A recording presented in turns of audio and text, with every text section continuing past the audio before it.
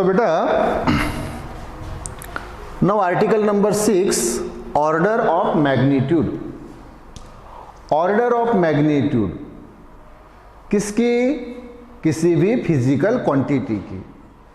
अब physical quantities आपको मालूम है, ओके। सो हमें ऑर्डर ऑफ मैग्नीट्यूड फाइंड करने के पहले ये समझना है कि फिजिकल क्वांटिटी को हम एक्सप्रेस कैसे करते हैं। तो ध्यान दीजिए, फिजिकल क्वांटिटी को हम एक्सप्रेस करते हैं ऐसे, a इंटू 10⁻n। ये है फिजिकल क्वांटिटी को एक्सप्रेस करने के लिए यूज किया जाने वाला टर्म। इसमें कंडीशन ये है कि ये जो आप a देख रहे हैं, ये a लेस देन 5 होना चाहिए और ग्रेटर देन और इक्वल टू 0.5 होना चाहिए। क्या बोल रहा हूं मैं? a लेस देन 5 होना चाहिए और ये a ग्रेटर देन और इक्वल टू 0.5 होना चाहिए। अगर ये कंडीशन फुलफिल हुई तो ये जो n है, इसी n को बोला जाता है ऑर्डर ऑफ मैग्नीट्यूड उस फिजिकल क्वांटिटी की। अगर ये एक ही कंडीशन फुलफिल हुई तो अभी हम पहले डेफिनेशन पे आने के पहले एग्जाम्पल्स मैं आपको बताता हूं, कुछ एग्जाम्पल्स, या हमने 3 एग्जाम्पल लिए भी है, सामने हम और एग्जाम्पल्स देखेंगे। तो पहले एग्जाम्पल समझ लो तो डेफिनेशन को समझने के लिए आसानी हो जाएगी। अब हमारी जो अर्थ है, देखो हमारी अर्थ का ये सेंटर O और ये अर्थ का रेडियस R। तो अर्थ का रेडियस जो है ये है 6400 किलोमीटर, 6400 किलोमीटर। अब अर्थ का रेडियस ऑफ अर्थ क्या है? एक फिजिकल क्वांटिटी है रेडियस ऑफ अर्थ। तो अब आप बोलेंगे सर ये तो फिर सादे नंबर में लिखा है, ये ऐसे नहीं लिखा है। हाँ, तो हम इसको ऐसे इसमें कन्वर्ट करेंगे इस फॉर्म में। तो कैसे? देखो फिर ध्यान दो, ये 6400 यानी 6400.0 देने से कुछ फर्क पड़ा नहीं। और किलो यानी होता है बेटा 10⁻³ और ये मीटर वैसे ही।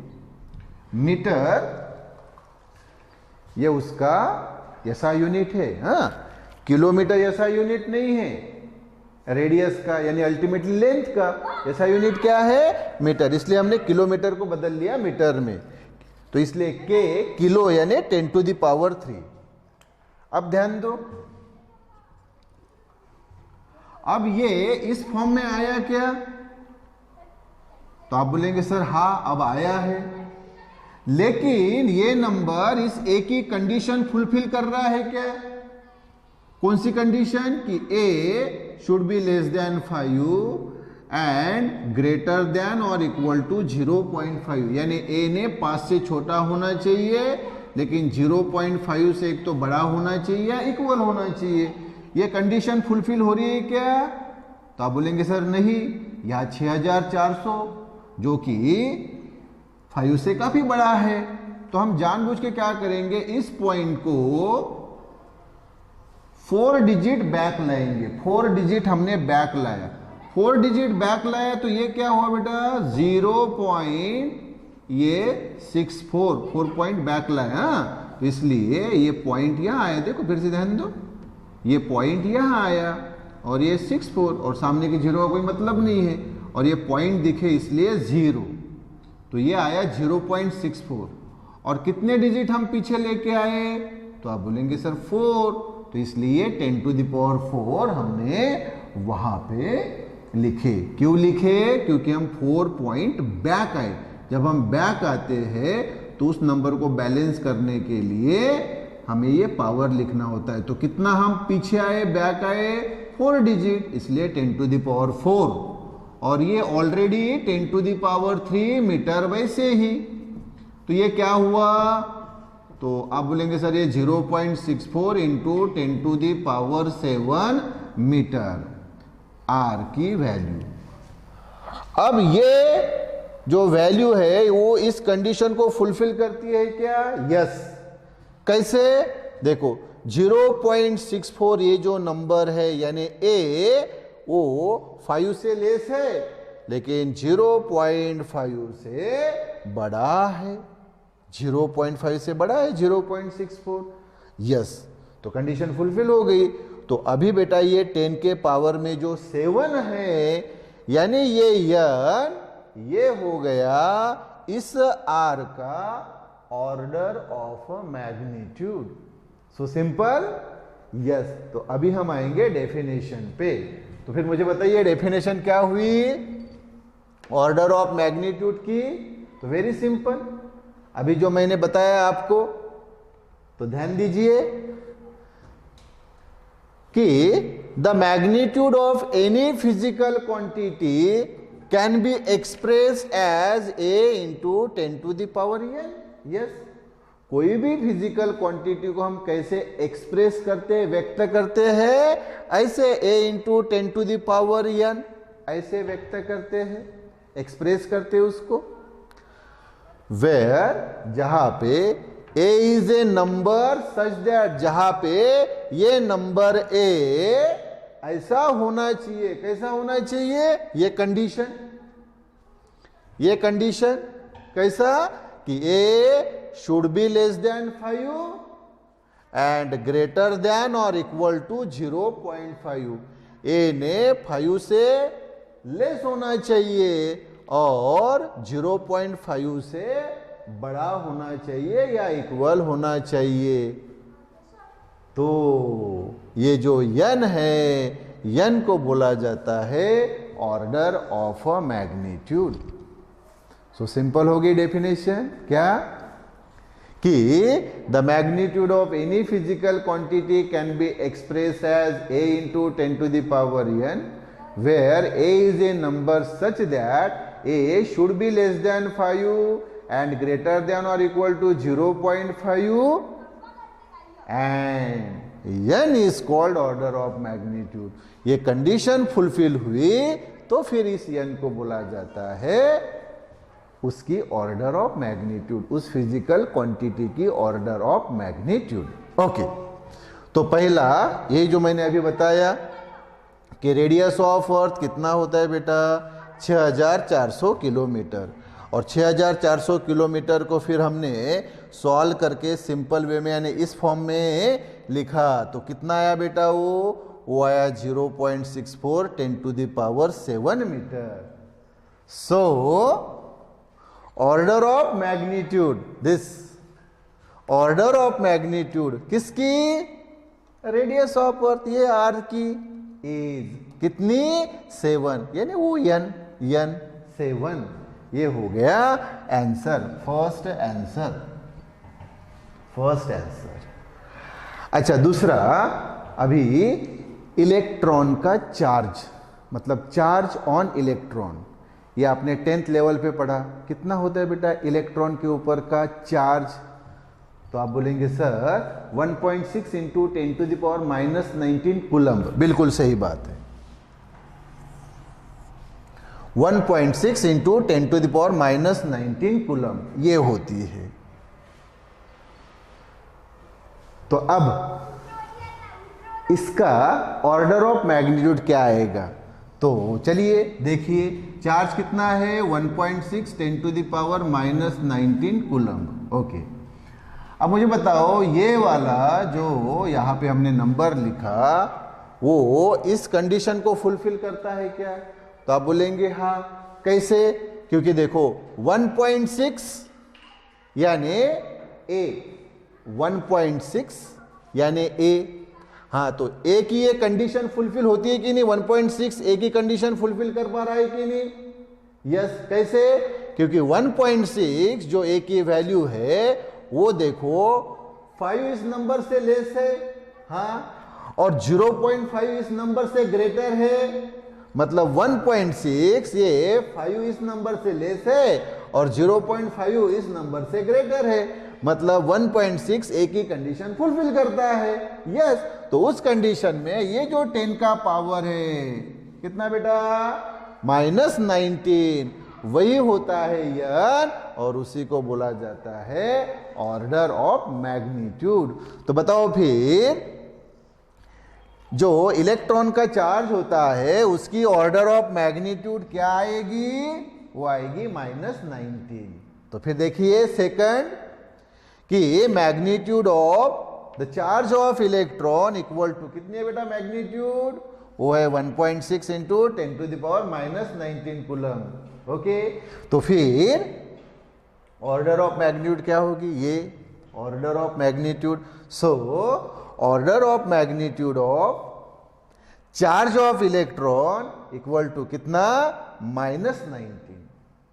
अब एक तीसरा एग्जांपल हम लेंगे बेटा। अब मान लो एक रॉड है और रॉड की लेंथ है 5 मीटर। कितनी? 5 मीटर। और आपको किसी ने पूछा कि भाई ये रॉड की लेंथ 5 मीटर है। ओके, तो भाई आप इसकी ऑर्डर ऑफ मैग्नीट्यूड फाइंड करो। देखो फिर, बरोबर ध्यान दो। तो third length of a rod is कितना? 5 मीटर। अब 5 मीटर है तो 5 मीटर को हम इस फॉर्म में लिखेंगे a इंटू 10⁻n के। तो आप बोलेंगे सर कैसे? बरोबर ध्यान दो। क्या नंबर है बेटा हमारे पास? तो आप बोलेंगे सर 5 यानी बेटा 5.0, हाँ, इतना मीटर। ओके, तो ये अभी इस फॉर्म में दिख रहा है क्या? a into 10⁻n। तो आप बोलेंगे सर नहीं। ओके, बिल्कुल सही। तो मैं क्या करता हूं, अभी ध्यान दो कि इसको एक डिजिट हमने बैक ले लिया। ओके, बैक ले लिया तो ये क्या होगा बेटा? ये होगा 0.5। अच्छा, बैक लिया इसको कितना? एक डिजिट लिया तो ये क्या आएगा? एक डिजिट बैक लिया तो 10⁻1। और ये तो आपको मालूम है पॉइंट है, इसलिए उसको शो करने के लिए हम 0 मेंशन करते, अदरवाइज वो 0 कोई मतलब नहीं रहता। तो ये क्या हो गया बेटा? 0.5 इंटू 10⁻1 मीटर। ओके, अब यह ध्यान दीजिए कि ये 0.5 इस एक ही कंडीशन को फुलफिल करता है क्या? यस, फुलफिल करता है। अब बोलेंगे सर कैसे? देखो ये 0.5 यानी ए, ये देखो ए की वैल्यू क्या होनी चाहिए? 5 इस नंबर से लेस और 0.5 इस नंबर से ग्रेटर या फिर इक्वल। हाँ, तो भाई 0.5 ये ऑलरेडी नंबर है ना 0.5, तो ए की कंडीशन फुलफिल हुई ना। फिर से देखो, क्या हमें यहां चाहिए कि ये नंबर 5 नंबर से क्या होना चाहिए? लेस या फिर ग्रेटर देन या इक्वल टू 0.5। तो भैया 0.5 है ना, देखो कंडीशन फुलफिल हो गई। यस, और यहां क्या है बेटा? 10 का पावर 1। तो ये जो अभी 1 है वो है ये यन, यानी ही ऑर्डर ऑफ मैग्नीट्यूड किसकी? उस रॉड के लेंथ की। तो फिर देखो, length of a rod is 5 metre था, हमने उसको इस फॉर्म में लिखा a इंटू 10⁻n के। तो वो क्या आया बेटा? 0.5 इंटू 10⁻1 मीटर। ओके, तो इसमें ये जो आप 1 देख रहे हैं 10 के पावर में, यानी ही यान ये क्या हो गया? उसका यानी रॉड के लेंथ का ऑर्डर ऑफ मैग्नीट्यूड। सो हमने लिखा कि so order of magnitude of length of rod equal to कितना? 1। ये मीटर नहीं भी लिखा तो चलेगा, ये मीटर लिखने की जरूरत नहीं, चलेगा सिर्फ 1। तो ये है बेटा उसकी क्या, ऑर्डर ऑफ मैग्नीट्यूड। इसी ऑर्डर ऑफ मैग्नीट्यूड के ऊपर और हम ये 4 प्रॉब्लम लेंगे, ए बी सी और डी, 3 हमने लिए हैं और ये ले लेंगे। तो ये प्रॉब्लम्स के रूप में हमने लिखा, क्वेश्चन पूछा जाता है एग्जाम में, state the order of magnitude of the following. पहला बोला है acceleration due to gravity G equal to 9.81 metre पर सेकंड स्क्वायर। जी की वैल्यू आपको मालूम है 9.81, मैंने कई बार बताई। दूसरा है the gravitational constant G equal to 6.67 into 10⁻⁻11 newton metre square per KG square. तो ये ग्रेविटेशनल कांस्टेंट है बेटा, अभी तो हमें इसकी ऑर्डर ऑफ मैग्नीट्यूड बतानी है। ये ग्रेविटेशनल कांस्टेंट, ये टर्म आता है ग्रेविटेशन इस चैप्टर में, जो कि हमें सामने देखना है। तो उस वक्त ग्रेविटेशनल कांस्टेंट क्या होता है तो हम डिटेल में देखेंगे, अभी तो हमें उसका क्या फाइंड करना है, order of magnitude. Okay. Third, the period of rotation of the earth about its own axis. Earth का रोटेशन उसके खुद के एक्सिस पे। तो आपको मालूम है अर्थ अपने खुद के एक्सिस पे जब रोटेट होती है तो वो 1 डे लेती है, 1 डे यानी 24 आवर्स लेती है। हाँ, तो उस 24 आवर्स का हमें ऑर्डर ऑफ मैग्नीट्यूड फाइंड करना है। और चौथा है बेटा, एक ट्री है और ट्री की length of tree equal to 4 metre, तो इसका ऑर्डर ऑफ मैग्नीट्यूड फाइंड करना है। तो देखो अभी हम स्टेप बाय स्टेप इन चारों का ऑर्डर ऑफ मैग्नीट्यूड फाइंड करेंगे। तो पहला बेटा,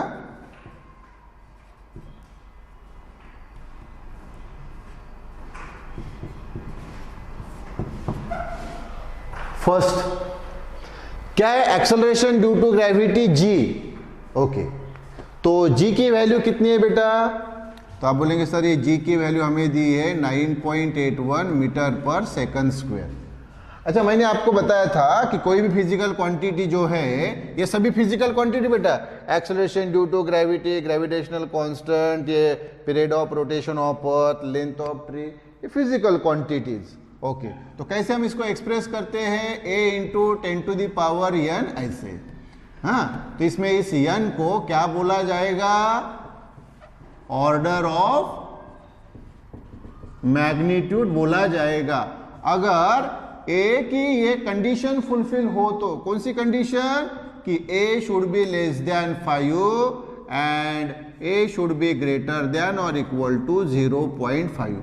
अगर ये की ये कंडीशन पूरी होती है तो ही इस n को बोला जाता है ऑर्डर ऑफ मैग्नीट्यूड, अदरवाइज नहीं। हाँ, तो g की वैल्यू यहां दी है 9.81। ओके, तो आप मुझे बताइए ये 9.81 इस एक ही कंडीशन फुलफिल कर सकता है क्या, तो आप बोलेंगे सर नहीं। क्यों, क्योंकि 9.81 ये 5 से बड़ा है। कंडीशन क्या है कि वो 5 से लेस होना चाहिए। हाँ, तो फिर हम यहां क्या कर सकते हैं, तो देखो ये जो पॉइंट है ये जानबूझकर हम एक डिजिट बैक लेंगे, बैक लिया तो ये क्या हो बेटा 0.981, और ये पॉइंट दिखे इसलिए यहां 0। ओके, अदरवाइज ये 0 कोई मतलब नहीं रहता। अच्छा, मुझे बताइए आप कितना डिजिट बैक आए हैं, एक डिजिट, इसलिए यहां फिर 10⁻1, तो ये बैलेंस हो गया। सो दिस यानी ही दिस, और ये वैसे ही मीटर पर सेकंड स्क्वायर।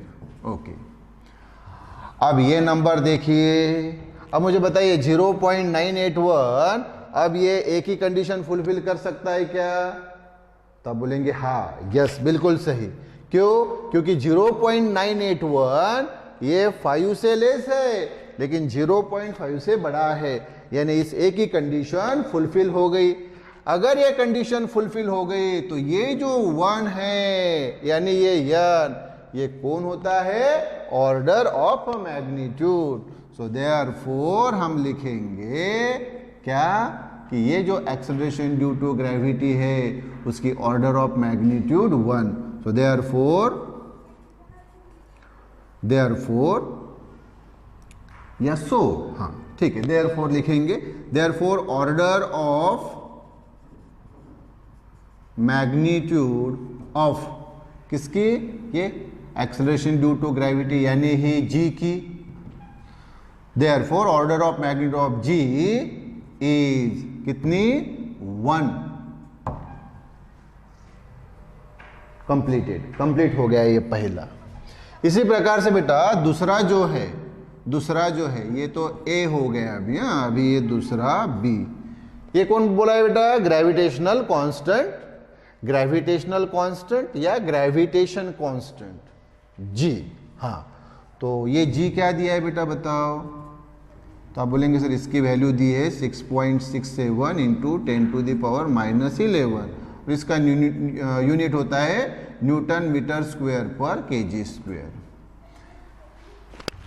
मैंने बताया कि जब ग्रेविटेशन शुरू होगा तब ये ग्रेविटेशन कांस्टेंट क्या होता है, उसकी वैल्यू कैसी आती है, उसका यूनिट कैसा आता है, सब वो हम डिटेल में देखेंगे ही। फिलहाल तो हमें उसका ऑर्डर ऑफ मैग्नीट्यूड फाइंड करना है। ओके, अब आप मुझे बताओ बेटा, ये जो आप नंबर देख रहे हैं, ये देखो 6.67, ये इस ए की कंडीशन फुलफिल करता है क्या? तो आप बोलेंगे नहीं।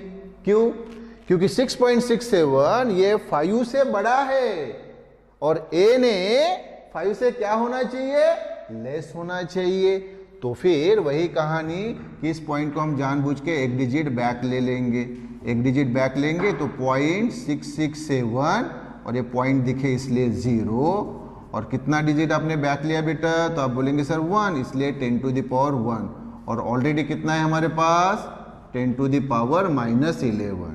ओके, तो ये 0.667 और ये 10⁻, ये देखो बेस सेम है ना 10। हाँ, तो पावर की एडिशन, तो 1 - 11 यानी -10। यूनिट वैसा ही लिख लेंगे हम, Newton metre square per KG square. Okay, तो अब देखो 0.667 इसने कंडीशन फुलफिल की कि नहीं? कैसे? क्योंकि 0.667 ये 5 से लेस है लेकिन 0.5 से बड़ा है, तो एक ही कंडीशन फुलफिल हुई। यस, तो फिर ये जो रहेगा बेटा पावर -10 यानी ये क्या रहेगा बेटा? Order of magnitude. So therefore हम लिखेंगे कि ऑर्डर ऑफ मैग्नीट्यूड ऑफ ये कैपिटल जी ग्रेविटेशन कांस्टेंट, तो इसकी ऑर्डर ऑफ मैग्नीट्यूड इज कितनी? -10। कंप्लीटेड। दूसरा भी हो गया। तीसरा सी, थर्ड। ओके, सो तीसरा, period of rotation of earth about its own axis. Okay, period को हम कैपिटल टी से डिनोट करते हैं। ओके, तो टी मतलब पीरियड ऑफ रोटेशन ऑफ अर्थ, उसके एक्सिस पे अभी मैंने बताया कितना होता है बेटा? तो होता है 1 डे। अच्छा, 1 डे यानी कितना? तो ये होता है 24 आवर्स। ओके,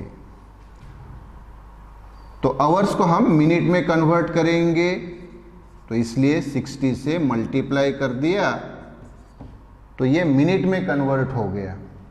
मिनट को हम सेकंड में कन्वर्ट करेंगे तो 24 इंटू 60 इंटू फिर से 60 से हमने मल्टीप्लाई किया तो ये सेकंड में कन्वर्ट हुआ। सेकंड, तो ऐसा पूरा आप सेकंड लिख सकते हैं या सिर्फ यस लिख सकते हैं? तो सिर्फ यस। हाँ, अब आप यहां बोलेंगे बेटा कि सर ये 1 डे में था या फिर आवर्स में था, तो आपने उसको सर सेकंड में कन्वर्ट क्यों किया?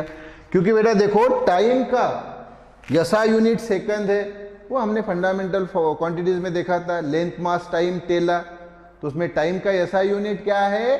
सेकंड है। इसलिए बेटा अगर वो किसी भी दूसरे यूनिट में है तो उसको सेकंड में बदलना पड़ता है। तो जैसे वो डे में था तो फिर हमने उसको पहले आवर में कन्वर्ट किया, फिर मिनट में कन्वर्ट किया और फिर उसको हमने सेकंड में कन्वर्ट किया। ओके,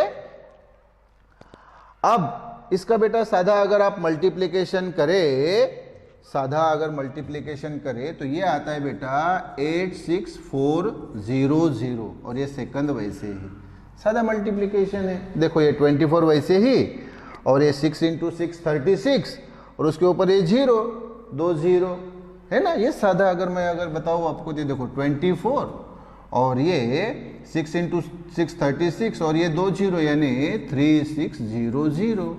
तो ये 2 0 मैं वैसे ही रख देता हूँ और ये अगर आप 36 × 24 करें तो ये सादा कैलकुलेशन बेटा 864 आता है। So very simple. अच्छा, ये आ गया। अब इस नंबर को हम ऐसे इस फ्रेम में उसको हम कन्वर्ट करेंगे। हाँ, तो कैसे कन्वर्ट करेंगे ध्यान दो। तो फिर ये देखो 86400 ये लिखा है ना और जानबूझ के ये 0.0 लिखा, सेकंड वैसे ही। ओके, 0.0 लिखने से कोई फर्क नहीं पड़ता। तो हम जानबूझ के क्या करेंगे बेटा, इस पॉइंट को हम देखो 5 डिजिट बैक लेके आए। ये देखो 1 2 3 4 5 डिजिट बैक लेके आए हैं। इधर लिखता हो तो फिर ये क्या होगा, तो आप बोलेंगे सर ये पॉइंट और ये 86400 86400। अच्छा, और ये पॉइंट दिखे इसलिए 0 और 5 डिजिट बैक है इसलिए 10⁵ ऑफ कोर्स इतने क्या सेकंड। हाँ, अब ये नंबर देखो बेटा, ये नंबर हमने इस फॉर्मेट में लिखा।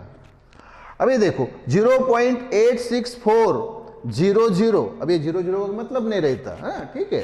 ये 0 क्योंकि हमने ये ऑलरेडी पॉइंट में लिखा, जब तक ये नंबर ये था 86400 तब तक ये 0 0 का मतलब था। जैसे हमने इसको शिफ्ट किया 5 डिजिट्स बैक तो ये पॉइंट आ गया, तो ये अभी हो गया 0.86400। तो ये 0 0 का कोई अभी मतलब नहीं बचता है। तो अगर ये आपने यहाँ पे नहीं भी लिखा तो भी चलेगा, नो प्रॉब्लम। हाँ, तो अभी आप ये देख रहे हैं 0.864, तो ये इस एक ही कंडीशन को फुलफिल कर रहा है कि नहीं? यस। कैसे? क्योंकि ये 0.864 ये नंबर 5 इस नंबर से लेस है और 0.5 इस नंबर से ग्रेटर है, यानी इस नंबर ने एक ही कंडीशन फुलफिल कर ली। तो ये n यानी यह n कौन है? 5। ये क्या हो गया? ऑर्डर ऑफ मैग्नीट्यूड उस पीरियड का, अर्थ के रोटेशन के पीरियड का। तो देयरफॉर ये जैसे हमने लिखा उसी फॉर्मेट में क्या होगा कि ऑर्डर ऑफ मैग्नीट्यूड ऑफ कौन? पीरियड। ये पीरियड किसका? Of rotation of earth about its own axis. तो order of magnitude of period of rotation of earth about its own axis is कितना बेटा? 5। Completed. Yes, so that is third one. No fourth one क्या है बेटा? Length of tree equal to 4 metre ये दिया है और हमें पूछा है ऑर्डर ऑफ मैग्नीट्यूड। तो देखो अभी ये डी, ओके, तो लेंथ ऑफ ट्री यानी हम यल ले लेंगे। ओके, कितना है बेटा? 4 मीटर। अच्छा, यह चेक कर लो बेटा कि 4 ये एक ही कंडीशन फुलफिल करता है क्या? यस। अब बोलेंगे सर कैसे? क्योंकि 4 ये 5 इस नंबर से लेस है और 0.5 से बड़ा है। यस। तो आप बोलेंगे सर फिर ये 4 तो इस ऑर्डर में नहीं है ना सर, a × 10⁻n इस ऑर्डर में नहीं है ना? नो प्रॉब्लम, हम उसको लिखेंगे ना। कैसे? देखो 4 तो वैसे ही लिखा और हमने जानबूझ के 10 टू द पावर 0 लिखा और ये मीटर वैसे ही। 10 टू द पावर 0 लिखने से कोई फर्क नहीं पड़ता बेटा। 10 टू द पावर 0 यानी अल्टीमेटली 1 होता है, 1, और 4 इंटू 1 यानी वापस कितना आया? 4। तो देखो अब अगर आप इसको देखेंगे 4 इंटू 10 टू द पावर 0 तो इस ऑर्डर में है कि नहीं है? तो फिर मुझे बताओ 4 ने एक ही कंडीशन फुलफिल कर ली कि नहीं? यस, 4 ने एक ही कंडीशन फुलफिल कर ली। तो ये जो आपको 0 दिख रहा है ये 0 यानी ये कौन हो गया फिर? Order of magnitude. तो देयरफॉर आंसर क्या लिखेंगे? ये ऐसे ही जैसे हमने अभी तक लिखे कि order of magnitude of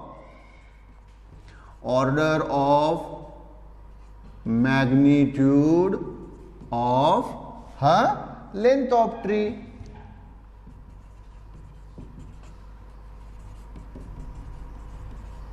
is कितना? 0। Yes, completed. ओके,